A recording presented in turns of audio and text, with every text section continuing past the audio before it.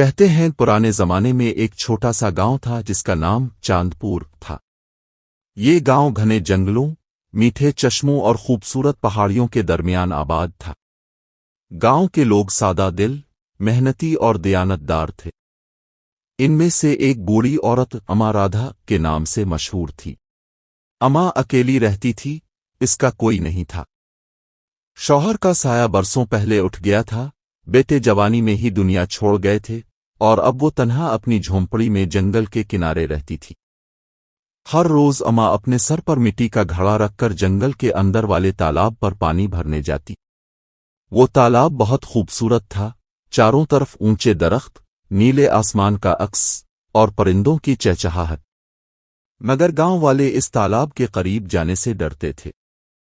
کہتے تھے، یہ تالاب جادوئی ہے۔ کوئی نہیں جانتا تھا کہ یہ جادو اچھا ہے یا برا، مگر ڈر سب کے دل میں بیٹھا ہوا تھا۔ اماں رادھا نڈر تھی۔ اس نے کہا، میں نے ساری زندگی محنت کی ہے، میں جادو سے کیوں ڈروں؟ وہ ہر صبح وہاں جاتی، پانی بھرتی اور تالاب کے کنارے بیٹھی پرندوں کو دانہ ڈالتی۔ ایک دن جب وہ گھڑا بھرتی ہوئی دعا مانگ رہی تھی، اچانک پانی کی سطح ہلنے لگی۔ تالاب میں ایک روشنی چمکی، جیسے سورج کی کرن کسی آئینے سے ٹکرا گئی ہو۔ اماں چونک گئی۔ اس نے دیکھا کہ تالاب سے ایک نرم آواز آئی، اماں رادھا، تم نیک دل عورت ہو، میں تمہیں انعام دینا چاہتا ہوں۔ اماں گھبرا کر پیچھے ہٹی، مگر پھر آواز نے کہا، ڈر مت، میں اس تالاب کا روح ہوں، جو نیکی کرنے والوں کو انعام دیتا ہے اور لالچیوں کو سبق سکھاتا۔ تم نے برسوں تک کسی سے نفرت نہیں کی، غریبوں کو کھانا کھلایا، جانوروں کا خیال رکھا، اس لیے آج تمہیں ایک نعمت ملنے والی ہے۔ تالاب کے بیچوں بیچ ایک سنہری کنول کھلا۔ اماں نے حیرت سے دیکھا، وہ کنول روشنی بکھیر رہا تھا۔ آواز آئی، جب کبھی تم کسی کی مدد کرو گی، یہ کنول ایک نیا پھول کھلائے گا، لیکن اگر تم نے لالچا خود غرضی دکھائی تو یہ ساری روشنی ہمیشہ کے لیے بجھ جائے گی۔ اماں نے تالاب کے آگے سر جھکایا اور بولی، میں وعدہ کرتی ہوں کہ ہمیشہ نیکی کروں گی۔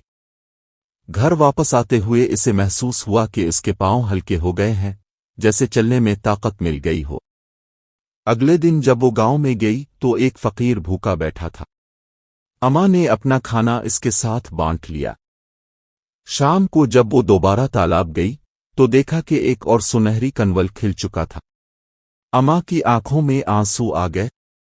اسے یقین ہو گیا کہ تالاب کا جادو سچ ہے۔ آہستہ آہستہ گاؤں میں بات پھیل گئی۔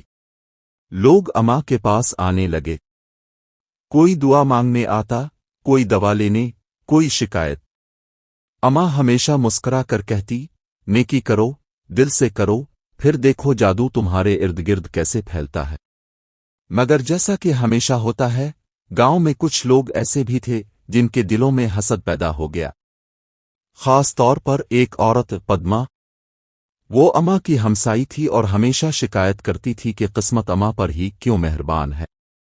ایک دن اس نے سوچا، میں بھی تالاب پر جاؤں گی اور اپنے لیے دولت مانگوں گی۔ وہ رات کو چپکے سے گئی، تالاب کے سامنے کھڑی ہو کر بولی، اے جادوئی تالاب، مجھے سونا، چاندی، زیور دے، میں امیر بننا چاہتی ہوں۔ پانی ہلا، روشنی چمکی اور آواز آئی، تمہارا دل لالچ سے بھرا ہے۔ جادو نیکی کے لیے ہے، خود غرضی کے لیے نہیں۔ پدما غصے سے بولی، اگر تم نے نہ دیا تو میں تمہیں مٹی سے بھر دوں گی۔ اتنا کہنا تھا کہ تالاب کے بیچوں بیچ ایک بھنور اٹھا۔ پانی نے پدما کے پاؤں پکڑ لیے۔ وہ چیخی، بچاؤ، اماں بچاؤ، اماں شور سن کر دوڑی آئی۔ اس نے تالاب کے کنارے سے پانی میں جھانکا اور بولی، اے تالاب کے روح، اسے معاف کر دو، یہ نادان ہے، اسے نیکی کا راستہ دکھاؤ۔ پانی پرسکون ہو گیا۔ پدما روتے ہوئے باہر نکلی۔ اس دن کے بعد اس نے اپنی زندگی بدل دی۔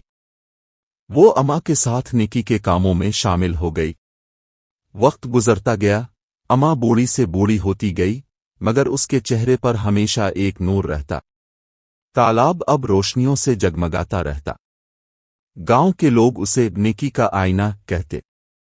जो भी सच्चे दिल से वहां दुआ मांगता उसकी मुराद पूरी हो जाती। अम्मा का आखिरी दिन आया।